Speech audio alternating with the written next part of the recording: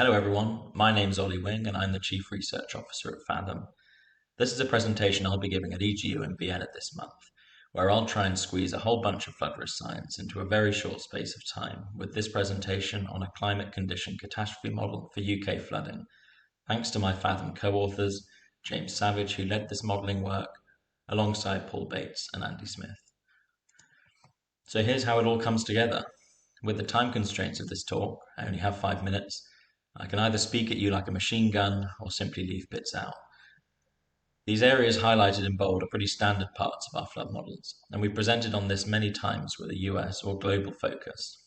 While probably the most important bits of the methods, I'll put these to one side. These components form the Fluvial, Pluvial, and coastal flood hazard maps of the UK, simulated at 30-metre resolution and downscaled to 10 metres, with each simulation described by an exceedance probability or return period. I'll also gloss over the climate change elements of this model, how we update the hazard maps to provide a view of future flood hazard. For inland flooding, this involves the derivation of change factors based on a 12-kilometre regional climate model from the UK Met Office. These change factors are then applied to the historical boundary conditions of our model, and we resimulate. For the coastal case, we simply uplift for sea level rise. I will talk to you a little about the event set. This involves stochastically generating plausible event footprints in space, extending the constant return period in space assumption that the hazard maps represent. When we have an understanding of the correlation between locations, you can now produce a loss exceedance curve.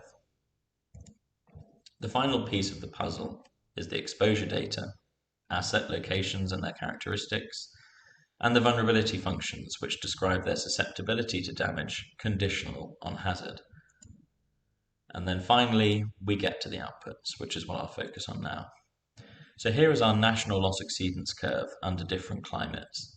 On the x-axis is the probability of loss being exceeded in a given year, and the y-axis reflects that loss. Our historical model is the dotted line, under which there was already 0.6 degrees Celsius of warming since pre-industrial. Today, at around 1.1 degrees Celsius, we can see a very slight shift in that curve. Average annual losses have increased by £10 million, with the 100-year flood occurring 13% more frequently. In, for example, a 2.5 degree world, represented by the dashed orange line, our average annual losses go up by 11%, and the 100-year flood of today would happen, on average, every 68 years. I haven't had time to show you the whole treasure trove of hazard model validation that we've done, but if we cast an eye towards risk model validation, we can see the following. The leftmost dashed line is the average annual loss based on 20 years of insurance data. From our 10,000 years of losses, I have randomly sampled 20-year chunks of data 10,000 times to yield the distribution shown here. What that shows you is that, yes, we do match observed losses very closely, but 20 years of data is a very short record. So the historical losses may have just been lucky or unlucky. They're just one realization of the possible risk.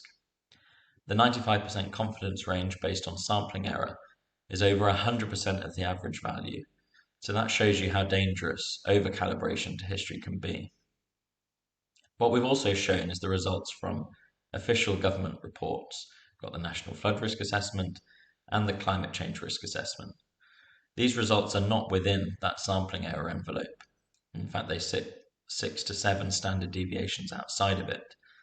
Losses that these reports say will be exceeded every year on average, our model suggests will be exceeded every 15 years.